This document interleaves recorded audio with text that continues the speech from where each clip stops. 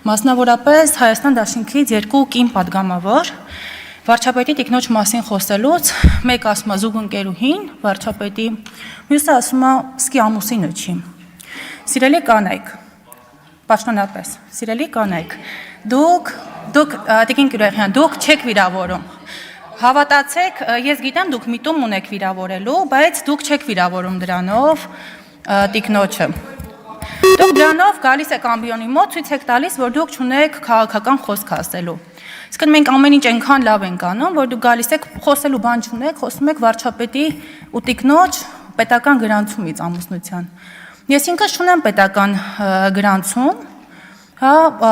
ու ինձ նման դեռ չունեմ, կարող է ունենամ մի տարի հետո, կարող է ունենամ 20 տարի հետո, կարող է չունենամ։ Տեսեք, դուք, եթե դուք ուզում եք ասեք, որ դուք, ու իմ նման հազարավոր կանայք չունեն պետական գրանցում ամուսնության, բայց եթե դուք ուզում եք ասեք, որ դուք պարզապես փաստն եք արձանագրել, այդ դեպքում նաև բարի եղեք արձանագրել, օրինակ 4 երեխաների մայր, նաև այդ փաստը արձանագրեք։